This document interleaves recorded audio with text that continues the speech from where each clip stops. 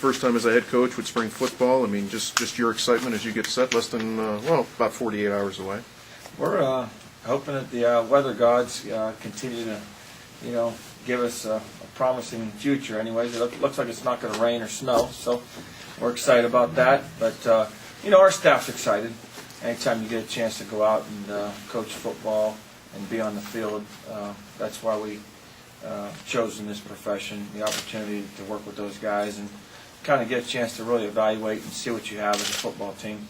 And early on there'll be a filling out period, I'm sure, between both players and coaches as far as getting an understanding of what we expect and how we expect to practice. But I'm sure we'll work through that quickly. What are some of the main things you want to figure out about this group in the spring practice? I think it's important to find out exactly what you can do, and more specifically what you can do well. What are some of the things that you think you can do with this football team? I think sometimes coaches maybe are a little bit bullheaded or stubborn and think that they have to run this specific offensive system when maybe your personnel doesn't fit that. Same thing with defenses. We've seen that happen to other major colleges around the country where you go in and try to run your system and maybe you don't have the personnel right now to run that system exactly the way you run it. So that's why you have a staff, and that's why you have guys that have a lot of knowledge of football around you to find a way to move the football, secure the football, tackle, and do all the things you need to do. Would you classify these 15 practices as critical for you and the staff and the players? Yeah, I think it's going to be a critical time for us just to find out exactly what kind of depth we have, where our weaknesses really lie. I think when you get pads on, that's when you really find out what guys can do. A lot of times the guys running around in conditioning, doing drills, or doing these combines that the NFL's doing, those things, you can get excited about certain guys, but then all of a sudden you put the pads on, and then they won't hit anybody. And that's what we got to find out. We got to find out who wants to come up and strike someone. Coach, is your approach to some position battles that you have kind of a clean slate for guys? It's your first look at them on the field in person. How important is that for the players to realize it is a clean slate? I think it's exciting for them because they all know that they have an opportunity to have a fresh start. And, I've made it clear to them this offseason what the expectations are around here. They know that. I think they have a pretty good idea how we're going to practice. I think they have a pretty good idea how we're going to coach them. Now, they haven't had it on the field yet, but they have an idea in winter conditioning how we're going to coach them and hold them accountable and be demanding about doing things a certain way. And once we get out there and practice, that'll carry over, and it'll be interesting to see how fast the transformation happens and, how willing they are to letting us coach them.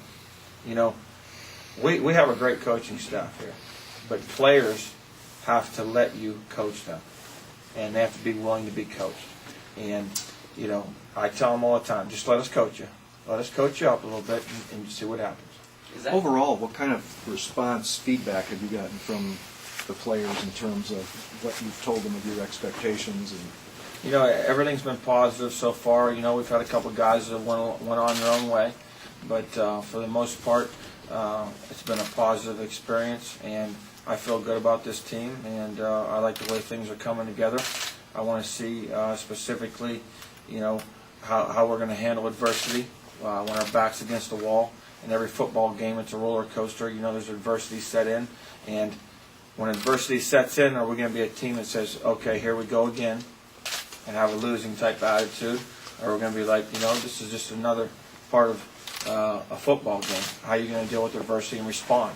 And that's what I want to see, and we'll put them in those situations here in spring ball. We're gonna have a competitive spring ball. Looking at the 6 a.m. workouts that you do, is that partially designed just to see who's going to grumble and do it, or who's going to be like, I'm going to embrace this? And 6 a.m.s have been part of college football for a long time. Some of the coaches that I've worked with in the past have went to more of team type competitions. And the only problem that I felt like with maybe the team type of competitions is you didn't get a chance to specifically challenge each player, and sometimes your best players may always win a specific drill, but they have never really been in a situation where they've had adversity and they've been asked to go again because their teammate didn't go as hard as he needed to, and made them accountable for their other teammates' actions, and make them run and do the extra things and find out if they're going to give in and if they have a breaking point. I want to find out where these guys' breaking point is, and try to instill in them and teach them that they can handle a lot more than they think they can. Coach, how does your approach to spring ball differ from maybe fall practice, or maybe it doesn't matter? What's your thoughts on that?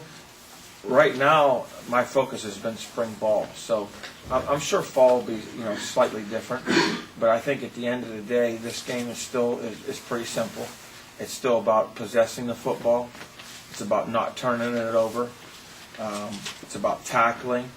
It's about catching, kicking, punting, throwing, and playing with pad level. I mean, it's all the things that you guys learned to do when you were at a young age. It's not any different at this level. It's got to be continue to be emphasized. And we're going to start out at a slower pace as far as installation, as far as plays and schemes, and we're going to really focus on fundamentals. We're going to spend some good time on fundamentals, and every day we're going to end practice with some type of competitive atmosphere. I don't care if we put the ball on the goal line, on the 3-yard line. Guys, it's first and goal. Either you score a touchdown or you don't. Or it might be 2 minutes, or it might be third and 7. You need a first down. And we're going to put them in competitive situations on a daily basis to find out who will rise up and compete. Eric, you talked about how you're going to practice. How are you going to practice? I mean, is this going to be competitive throughout spring, or? It'll be competitive every day from the get-go. We have a film. We have 3 guys out there that'll be filming. Everything will be evaluated. We'll do constant evaluations on a daily basis, and our goal is to put the best players out there. And we may have to make some position changes. And that's your job as coaches, to put guys in positions so you can be successful. And we got guys battling, and we might have to move some guys around so we can find a way to get the best 11 guys on the field at a time.